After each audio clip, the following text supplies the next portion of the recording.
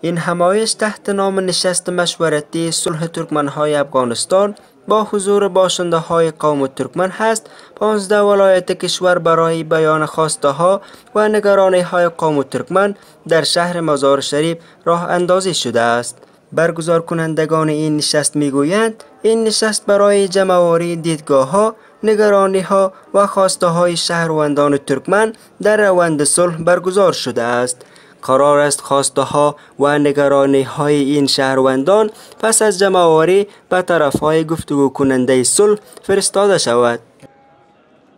این نشست برای 2 روز ترتیب شده، امروز و صباح، و از 200 نفر از 15 ولایت افغانستان به این اشتراک کردند که همه ایشان ترکمن ها هستند، از جمله استادای ما هستند، ژورنالیست هاست، نویسنده هاست، خواهران ما، برادران ما و همچنان متنفذین قوم ما، علما، همه ایشان اشتراک کردند به تناسب همون نفوسی که در ولایت حضور دارند دعوت شدند که در نتیجه این نشست قرار است که یک قطعنامه صادر شود و این قطعنامه بر مراجعی که داخل پروسه صلح هستند ارسال شود از طریق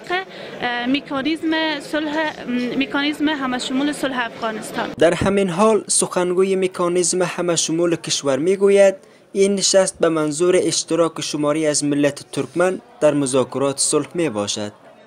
نشست امروزی را مکانیزم افغانستان برای صلح همشمول در هماهنگی با نمایندگان نهادهای مدنی قوم ترکمن برگزار کرده. هدف اساسی نشست ای است که صداهای قوم ترکمن در پروسه صلح باید شنیده شود و انتقال پیدا بکنه سر میز مذاکرات صلح. شماری از اشتراک کنندگان از عدم حضور نماینده این قوم در هیئت‌های مذاکره کننده صلح افغانستان و نشست‌ها برای رسیدن به صلح انتقاد کرده قوم ترکمن را محروم ترین قوم در 20 سال گذشته می‌داند. شرکت کنندگان این همایش می‌گویند برای همشمول سازی این روند ملی نماینده قوم ترکمن‌های افغانستان در نشست استانبول که قرار است برگزار شود حضور داشته باشد.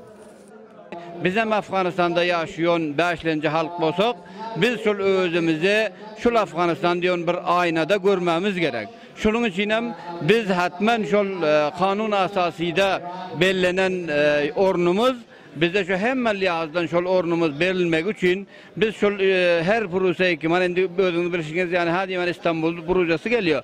Şu İstanbul projesinde hatmen bizim caygamiz şu kanun asasında belli olan yani belli olması gerek.